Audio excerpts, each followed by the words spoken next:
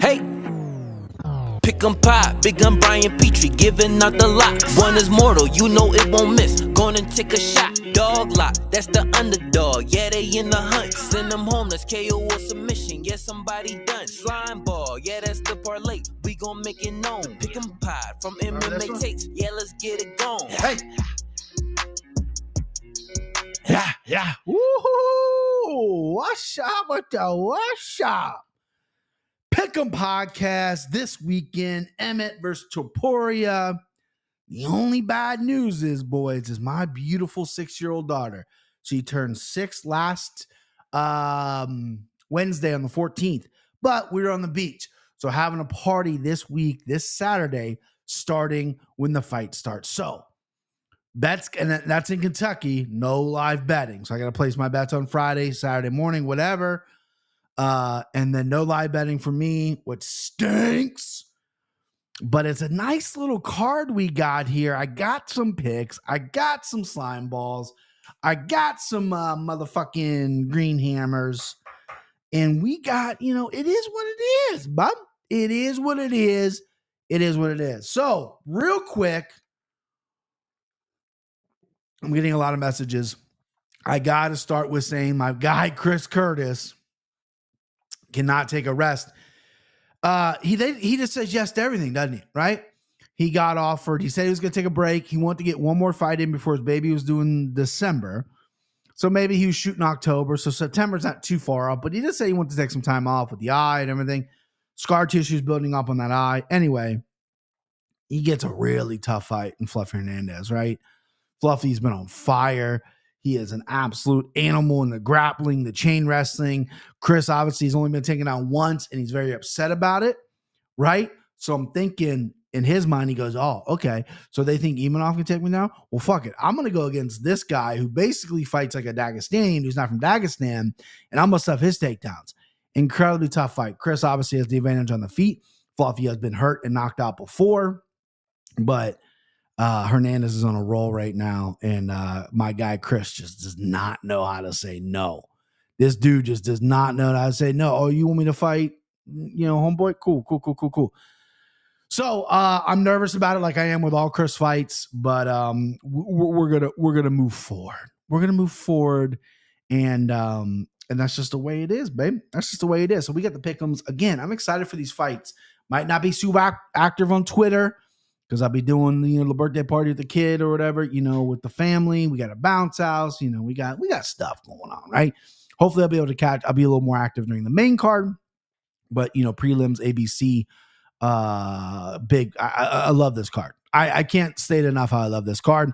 It's actually, I love it so much that I got my own head a little bit about like selections and whatnot. So I don't know, like usually when I do the show, so this is a warning.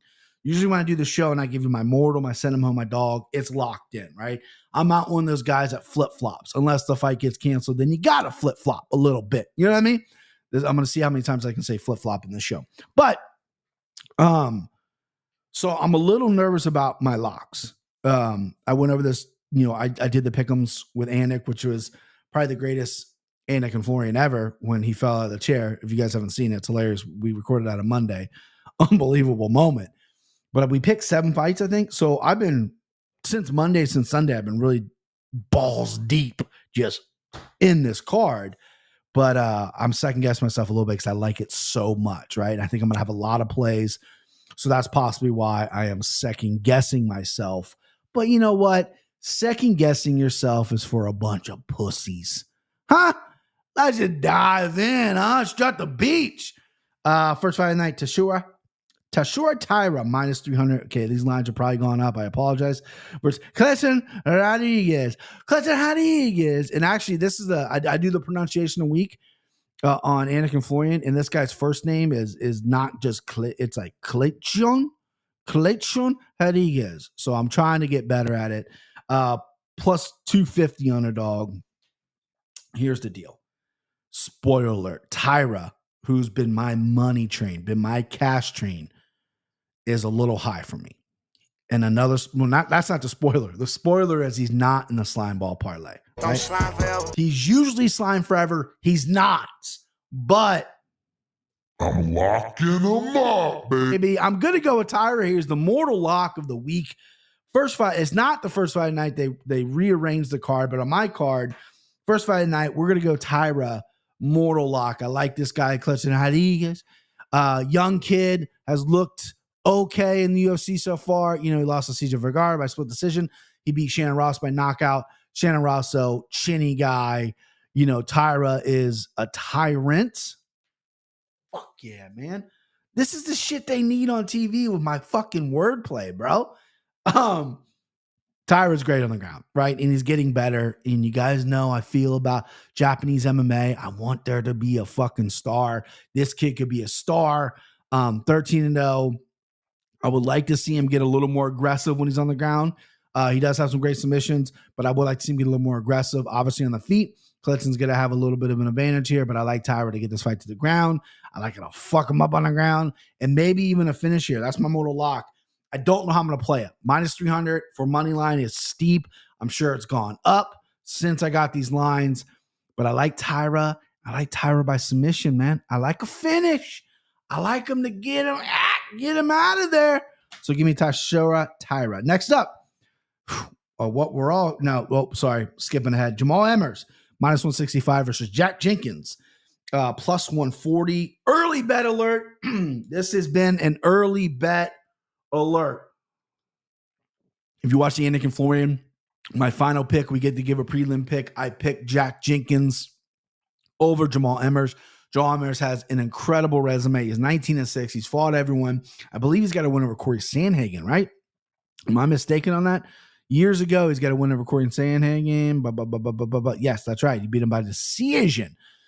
But his losses are only to elite guys, right? I mean, Matt Merzick was his first loss. Don't know who that is. What is old Matty doing? 4-4. All right. That we'll give you that. That's your third or second pro fight. Didn't you lose to Ray Trujillo, who's 27-37? This guy's been fucking everywhere, right? But then Thiago Moises got you, right? In round 5, you beat Sandhagen, you beat Chris Alvia, which doesn't say anything to me. You lost to Julian Rosa by head kick on the Contender Series, a fight that you were looking pretty good up to the head kick. Then you rattle off 4 wins, get in the UFC. Those 4 wins are against some decent competition, some decent comp. Giga gets you by split, very close fight. You beat Vince Cachorro, which cool. Lose to Sabatini, which a fight where fight IQ was absolutely dog shit. You had him hurt, and you let him off the hook, and then he heel hooked you. Again, another wordplay. Why am I not on TV? And then you beat a 23-0 Russian by decision, which was, this guy, I think, 23-0. I think he was a little inflated with his record. That's just my opinion, But you got a guy here in Jack Jenkins who I think could be the total package. He's a little older than I would like. He's 30 years old, 11-2, just kind of getting his feet wet in UFC. But he's shown some flashes. He's shown some really good things. Last fight, I thought he had a finish. He should have went for a finish. He didn't. That's going to come with experience. Jamal Emmers, solid dude, not easy to finish. He's been knocked out before. Good wrestler, good grappler, all those things. But I think Jack Jenkins is more athletic. I think his cardio is better. And I think he can negate some of the things Emmers does. So plus 140 is what I got it at. Again, check me if I'm wrong. Dog Lock City. Hello? Okay, this is Dog. I did dog. Early bet dog Jack Jenkins. I like him by decision here. Hopefully Jacksonville, Florida. These Florida judges do not cheat me out of my wins, baby. Because Jack Jenkins, I think, is going to win this fight. Very close. Emmers has fought fucking the who's who. Looked good his last time out against the undefeated Russian, who I think maybe is super overrated. Jack Jenkins, I think, is a good test for him. This is a good test for Jack Jenkins. Sink or swim, baby. Sink or swim. I like this. Jack Jenkins, let's go. All right, next up, you got Trevor Peek. I mean, this fucking guy, right? Minus 125 versus Chepe Mariscal. Chepe's been around for a while, and I think it might be Cheapy Machine Gun. I don't know how to pronounce his name, right? The Machine Gun Mariscal. This dude, talk about Joel Emmers fighting everybody. This dude has fought everybody. Impressive record. I've never heard of this guy. He's fought in the LFA, so it's embarrassing that I haven't heard of him. And some of the names on this guy's record, it's a shame that I had not or should have paid more attention to heard him. Sean Soriano, right? went in the UFC twice, flopped twice, whatever, lost him. Steve Garcia in the UFC, got knocked out. Johannes Brito in the UFC, lost by knockout in that fight as well. But he's got to win over Yusuf Salah in the UFC. Bryce Mitchell lost forever ago. Gregor Gillespie lost, and he's got a huge amateur record as well. This guy's been around forever, 2-2 in the LFA, and has fought a lot of good competition. You enter in Trevor Peek, my guy who's a wild man, who throws standing hammer fists, who's just absolutely fun to watch. Old Greenbow, Alabama. I don't know if that's from Forrest Gump. But this dude who clearly cuts his own hair, doesn't give a fuck about anything, is straightforward, and is trying to take you out.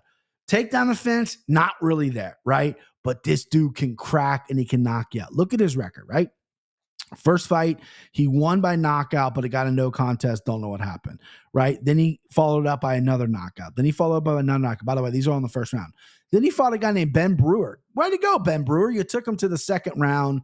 Then you got knocked out. Then he knocked out David Robbins. Then he knocked out Warren Smith. All these guys. David Robbins had an okay record. Then he knocked out Kama Worthy, whoever kind of one knocks out. All first round. Malik Lewis, undefeated fighter in the Contender Series. He ground pounded him in the second round. Eric Gonzalez knocked him out in the first round in his UFC debut. This dude is just exciting. He seems like a good, wide-eyed country boy ready to fucking scrap. He's going against a veteran here. I see people sprinkling and flirting with Mariscal here at the plus money, but I can't do that. So I had Tyra, mortal lock. I had Jack Jenkins dog lock. Give me Trevor Peek as the fucking send him home, baby. This motherfucker is going to standing hammer fist Mariscal and KO him, kill him, right? That should be illegal in the UFC, how fucking violent that is. Give me all Trevor Peek, right? I'm in on this guy, right? Do I think he's the most high-level guy in the world? Nah. Do I think he's going to be champion? No. But he's fun to watch, and I like fun fighters. And that's my first three locks are right there on the night. You know what I mean? Those are the ones that I'm locking up. Boom, boom, boom. I know Cody Brundage and Dumas are the first fight of the night, technically, according to Topology. But bam, bam, bam. 3 locks in a row for your boy. So, bet early, babe. I got to put these in early. You know what I mean? Next up, Zhalgas Zhumagulov versus Joshua Van. Zhalgas with this hair, man. It's just, oh, sorry. Hold on. No, they're switching on me. Let's go back to my card. That's not the fight I want. Tabitha Richie, minus 125 versus Jillian Robertson, plus 105. This got bumped up a little bit. They've rearranged the bout order, whatever. I'm looking at Topology, but I'm going with my card right here. God damn it. I'm going with my card right here. Dead air. Sorry about that. All right, Tabitha Richie versus Jillian Robinson. So I mentioned on the Anakin Florian podcast that Tatum Temple, long-standing kind of family member of the show, puts in my bets on Bet MMA Tips. Super sharp. We have a side wager on this bet or on this fight because she's all in on Jillian Robertson. And I'm not necessarily all in on Tabitha Richie, but I do like Tabitha Richie. I think she's going to be harder to take down for Jillian Robertson. I think if the fight gets to the ground, I think it's going to be interesting because Tabitha Richie likes to fight on the ground, but Jillian Robertson is good off her back and good on top. Her jiu-jitsu is great. She does grappling every chance she gets outside of her fighting in the UFC. 12-7, not the best record, but she's fought fucking everybody. Richie, besides Manafort, hasn't really been in there with high level people. This is a really good test for her, and I like that Jillian went down to 125, went down to 115 from 125. And she's going to have the size advantage over Reese, who's kind of a smaller. Her nickname's Baby Shark. But Tabitha Richie's arms are this big. So I don't see Jillian Robinson getting an arm bar. I think Richie is going to be able to do some good things on top, frustrate Jillian. I think this is going to be a close fight. Again, Jacksonville judges, don't fuck me. All right, let's get a dub here. I like Tabitha Richie. I'm not running to window to bet it. Obviously, I have a side bet with Tatum Temple because she's just sharp. And I went against her, so it's only right for her to be able to make some money off me if I'm wrong and ignored her advice like an idiot. But I like Tabitha Richie here. I like Tabitha Richie to win by decision. I think Jillian Robertson's good. She's inconsistent, though. She looks good, and then she falls off. She looks good, and then she falls off. Let's see if she can put some consistency together before I run to the winner to better. But Tabitha Richie, Baby Shark, I like what I see. Next up, Mantus Rozanov. They did this name on the Anakin Florian too. And this fucking guy's name, John rattled this guy's name off like it was no big deal. Loik Rozanov. Yeah, okay. Razabov, whatever. Razanov. We'll go Razanov. Mantus Rozanov versus Loik Rozanov. This fight's interesting here. I'm kind of high on Rebecki. The one thing I don't love is he debuted in the UFC against Nick Fiore, who we just saw get absolute fucking butchered by Chase Hooper, and Rozanov couldn't finish him. And Fiore had some moments in that fight, right? His only loss, Rozanov, is by knockout. Forever ago, 2014, by a guy named Pali Kielik, who's 9-7. But this dude just looks like a guy that can kick your fucking head off, right? And then you look at his record. So I dove deep in his record. He's got some good wins. You know, I know he's fighting kind of over there in a lot of these Polish, Eastern European scenes. These guys have really inflated records. You know, some Brazilian guys go out there, but you know, Magomedov, is 12-4. I believe this guy is fighting. Where did he end up at? Oh, really? Okay, so there must be too many Magomedov. This is not a guy. I thought this was a PFL guy. He's not. Anyway, that guy's a decent record, 12. Anyway, I actually like Rozanov. And then Loik, which I believe how you pronounce his name, this guy did come from the PFL, made his UFC debut against Esteban Ribovitz. Looked okay. Looked all right. He's aggressive. He's got good grappling, but I don't think that's going to matter against a guy like Rozanov, right? So you got Natan Schulte, who he lost to in PFL, excuse me. And this is a guy who's very similar, in my opinion, to a Rozanov. It's just that he has better Rozanov has better grappling, and Loik kind of fell apart in that fight, right? He didn't get his game going, and I don't think he's going to get his game going right now. Rozanov's arms are this big. He's a wild fucking man. So they might cancel each other out. That's the old saying. Two grapplers canceling each other out, blah, blah, blah, blah, blah. However, I like Rozanov here. I'm going to slime him up as well. Okay, this is dog. I'm going to slime him up. Yeah, he's slimed up because I like him. -150. I didn't give out the lines. -150 versus +130. Rozanov, -150 favorite. Kind of low enough. Kind of wanted to use slime ball this week since I didn't give out one last week. And you got to give out winners. And in my opinion, that's a winner, Rozanov. Mantus Rozanov should get that done. Probably by decision. I'd imagine decision. Next up, run by Randy Brown, -245 versus Wellington Turman, +205. Old Wellington Turman coming down to 170 pounds. So if you're an MMA dork like me, when Wellington Turman made his UFC debut, he had some hype. He had a little bit of a track record of being a guy that, well, we should keep an eye out. 185 pounds. Didn't live up to his potential. And chin issues, cardio issues plagued him, right? I mean, it is what it is. So he's training with Gilbert. Gilbert, sorry. Jeez. He's training with Alex Pereira and, out there, and he's, oh my God, why can't I think of the fucking, who is the fucking, oh my God, Jamal Hill just beat for the title? Glover Teixeira. What the fuck, Brian? Training with Glover Teixeira and Alex Pereira. Wow, that was a complete brain fart there. Training with those guys in Connecticut. He lost his last time out. Low volume, low takedowns. Petrosky landed 8 on him. He landed none over Serkinov, but he got the sub. Must have dropped Serkinov, but I don't remember that fight. He landed 2 on Alvey, which is pretty good. Alvey, he now struck Alvey as well, showed a little bit of chin, but knocked out by Bruno Silva, knocked out by Andrew Sanchez. Split decision on Carl Robinson. Marcus Perez, he beat as well. He landed 2 takedowns. Not the most active takedown guy. That's how he's got to beat Randy Brown. He thinks, I'm going to 70. I'm going to be the big dog on the block. Randy Brown's huge, 170 pounds. Randy Brown, though, is stagnant off his back. He does nothing. He's a real dead fish. He just lays there and fucking takes it, okay? Close guard, rides the round out, maybe tries to pop back up. Wellington Turman's only way to win, in my opinion, is to take Randy down. I think Randy styles him on the feet. I think Randy pot shots him. I think the range, the length, all this is going to be in Randy's favor. Randy's coming off a loss. He got finished by Jack Della Molina, a little embarrassed by that. So he's coming out confident, or not confident. He's coming out aggressive, coming out angry, right? He had a little heat. He had a little sparkle to him on that Madalena fight before that, all the wins he had, but then he dropped that. Now he wants to come back in a winnable fight. He's a pretty good sized favorite here. Only problem is well determined, even though he doesn't have a great chin, neither is Randy Brown. And if well determined has learned anything from Pereira and he lands something hot on Brown's chin, I'm worried. I'm also worried about if Wellington takes him down and smothers him, but Wellington doesn't really go for a lot of takedowns. I just looked at the stats. Also, cutting down from 185, he's not the biggest 85er, but he's not the smallest. So I'm interested to see that weight cut. Give me Randy Brown. Hello? Oh, nope. Sorry. Wrong button. A little rusty. Slime forever. Slime ball candidate number 2, Randy Brown. Let's fucking go. All right, big boys. Justin Toffel, -170 versus Austin Lane, +145. And I'm not going to fucking mince words.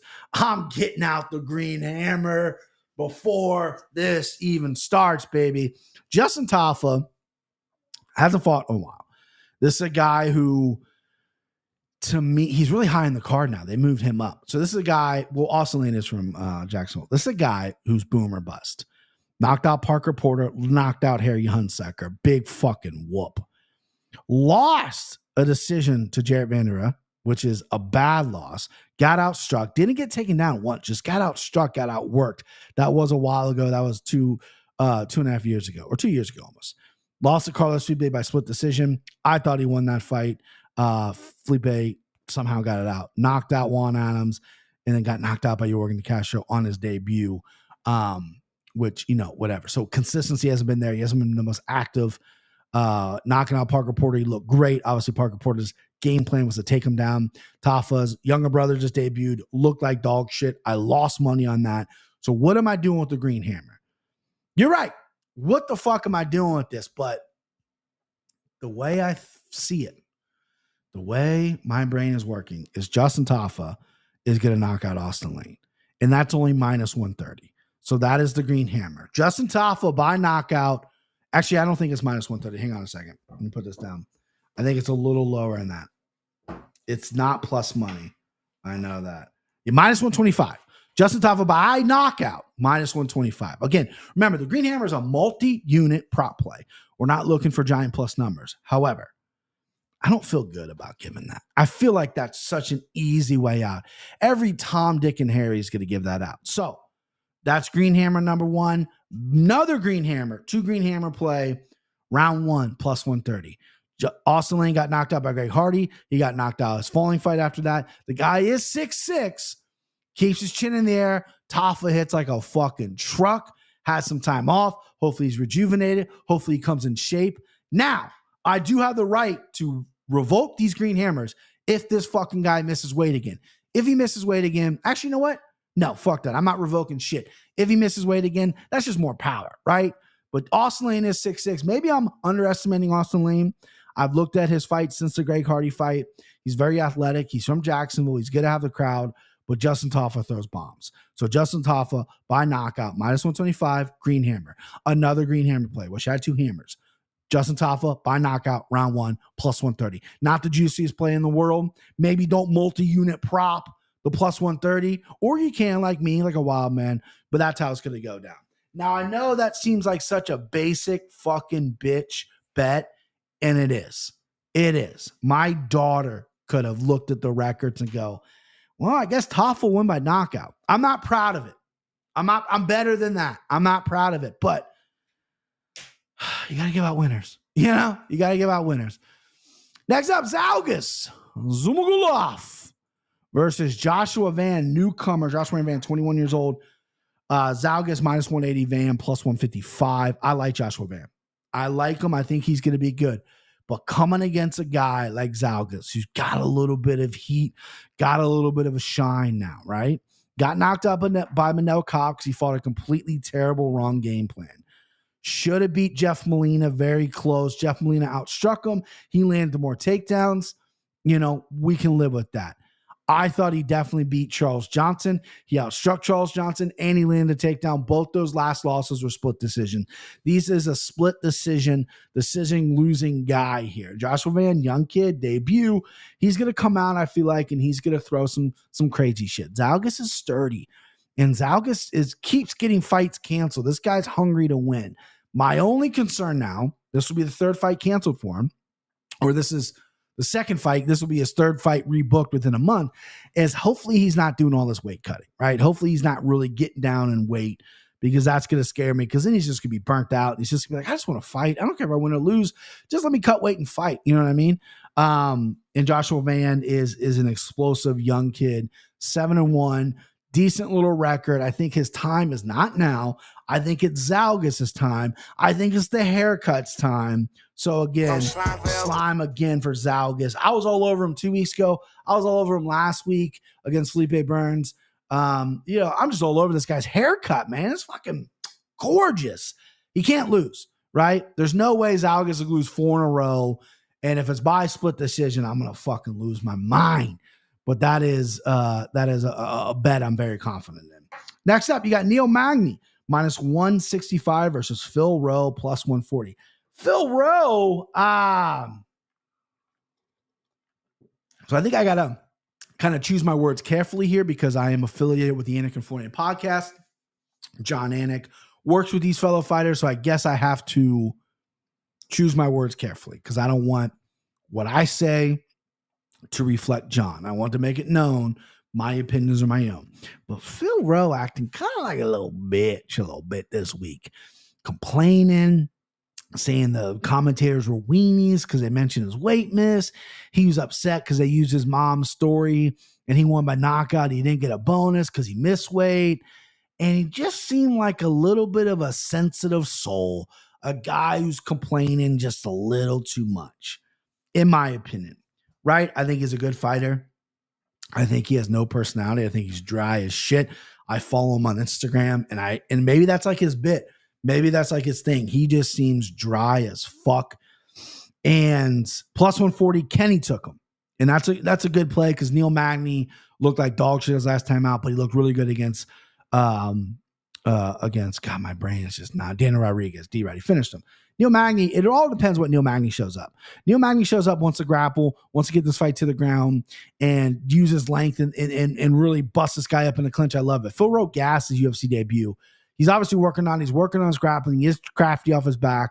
I don't see a submission happening from Phil Rowe. I see this being a very competitive fight because they're both built the same. Phil Rowe does have good striking, but it's very, he doesn't throw enough for me. Like, let's look at his volume here, right? His volume's just not there. Nico Price outvolued him 110-63, and Nico got taken down one time, but he got knocked out in the third round. Jason Witt got knocked out in the second round. But in that fight, Jason Witt landed 4 takedowns. Phil Rowe only landed 8 strikes. Phil Rowe against Rowan Kosi landed 46 strikes. Phil Rowe, where he completely gassed against Gabe Green, who outworked him, he landed 42 strikes. The guy's volume's not there. Neil Magny has never had a cardio issue and will throw strikes. I think volume's the key here. I'm rocking with Magny. That could be a mortal lock. That could be a slime ball piece here. People do like Phil Rowe. He's getting better. He's really working into his UFC career. But a win over Jason Witt, a comeback win over fucking Nico Price, a fight you were losing, doesn't impress me much. You beat Neil Magny, I'll take back everything I said, because Neil Magny at this point in his career is a benchmark guy. You run through him, you look good through him, then you're getting some bigger names. But I don't see that happen. I see Neil being Neil, doing Neil things, getting a Neil win. Let's go. One of the better fights of the card, a lot of people are interested in, is Brendan Allen, minus 175 versus Bruno Silva, plus 150. Picked this on the Anik and Florian. I picked Bruno Silva. Still rocking with Bruno Silva. Am a little nervous, though, because Brendan Allen is a guy who I fade quite a bit. He does have a chin issue. He's been knocked out by Sean Strickland, who knocks no one out. Chris Kurz got him. He's been wobbled in fights before, and Bruno Silva hits harder than all those guys. Bruno Silva cracks. Not the fastest guy in the world, but his timing is great. His aggression is very, very good. Even stuff that doesn't look painful, he's so dense. Like the kicks he throws, they hurt. You know what I mean? It's not the perfect technique in the world, but it hurts. Brendan Allen is good on the feet, has good cardio, really picks it up later in the fight, and his ground game is great. He submitted Andre Nunes, who I know gassed, but he still fucking submitted him, warmed down. I didn't see that happening. Brandon Allen wants to get this fight to the ground. I don't think his takedowns are that great. I think Bruno Silva, he has 71% takedown defense. That's going to be the fight. Can Allen get the fight to the ground? Can Silva have good cardio? And can Silva land a big shot? There's a lot of ifs. There's a lot of whats. There's a lot of maybes. When that happens, you go dog. And I'm taking dog at plus 150. This is a fight that I'm probably going to bet. Not probably, am going to bet. And I will bet Bruno Silva by knockout as well.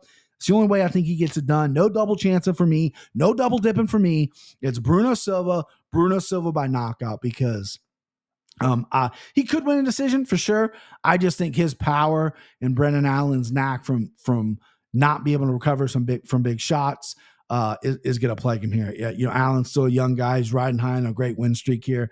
He'll be back. He may even be top 5 talent at one point, but he's still pretty young. And I just think this is going to be a tough matchup. And hopefully Bruno Silva is coming riding high after the Tavares fight. That's all I care about, because if Bruno Silva looks flat like he did against GM3, then we in some trouble. That's why I didn't lock him up, just because of that potential. But I do like Bruno Silva in this fight quite a fair bit. And I have a feeling I will get people that disagree with me. And that's fine. You can disagree with me all you want. Who cares? Let's go. That's what fucking life's about. All right, next up you got David Onama versus Gabriel Santos. Onama plus 195, Gabriel Santos minus 230. Santos getting this huge number on his debut that he lost, but he lost against a tough guy, Laura Murphy. David Onama, he got wrapped up in that James Krause shit, looked terrible against Nate Landwehr. I think he went out to Colorado. I think he left and went out to Colorado. Onama's biggest issue, and I'm all with Onama. We did this on the Anakin Florian as well, so I'm rocking with Onama. I like the dog money, not overly confident. Gabriel Santos is a very aggressive dude. David Onama is big, can hit hard. I think his ground game is a little underrated. I think if he can work to his feet, if he gets taken down and he has good cardio, I think that's going to be a problem for Santos. On the feet, though, I think it could be a problem with Onama, who gets a little comfortable at times and is very, very hittable. He can throw. He's got good volume, but I don't think he's at world-class knockout power. I don't really think Santos does either. So if it stays on the feet, you really got to push a pace if you're David Onama or Santos. I think it's going to be a high-level fight. I think whoever's cardio is better is going to win. And, I think I think he's getting slept on just a little bit. I think this guy is going to be, I think he's good. I think he's good, and I think he's going to do some good things in this fight. Tough matchup, though. Gabriel Santos coming in, losing a fight, and getting a 2-1 spread, 2-1 money line. Golly, that is tough stuff. All right, and then Cody Brundage. I'll really quick go through this fight. Cody Brundage versus Suqueeks Dumas. Go Cody. Both these fighters aren't UFC quality. Dumas, I think Dumas, right? It's probably not Dumas. Dumas plus 155. Looked terrible his last time out. He has no cardio. He has no ground game. Cody Brundage trains with a good camp. His cardio is pretty lackluster as well, but he has ability to knock you out and take you down. He's been in the game for a lot longer. I think he's well-rounded on Dumas. And I like Cody Brundage here. I think he wins. I think he probably gets a finish, TKO submission, something like that. He's got some good chokes. So give me Cody, and let's not talk about that fight anymore. All right, next up, Manny Hibas. Come at him, man. Manny Hibas. Minus 180 versus Macy Barber plus 155. I went the dog side here. I went Macy Barber. Kenny Florian put extra unis on Amanda Hibas. And I can see why. Hibas is landing a lot of takedowns lately. Macy Barber gives up a lot of takedowns. Macy Barber does pretty good work off her back, not like submission-wise, but she lands strikes. She works her way to the feet. She makes you uncomfortable a little bit. Hibas does have good jiu-jitsu. Her cardio checks out. The chin doesn't. Macy, her best weapon when she had all the hype in the world before the hype went away, her best weapon was get on top and rain down blows. If she somehow can get on top of Hibas, get mount, get side control, get something to land strikes on Manny Hibas, that's going to be huge. That's Macy's weapon. She's working on her feet. Her cardio is great. Her punches are a little pushy, and then when she gets tagged and she goes ultra aggressive, I like for her to clean that up. But give me Barber as a dog still. I'm nervous about it because I respect Ken Flo. I respect the hell out of Ken Flo. And he put extra unis on Hibas. So obviously it gives me a pause. But I just think Macy's going to squeak out a decision. I think it's going to be one of those decisions. If she doesn't squeak out a decision, she's going to get completely 30-27 for sure. So it's either one way or the other. And I'm a gambler, man. So let me give me the dog. All right, main event.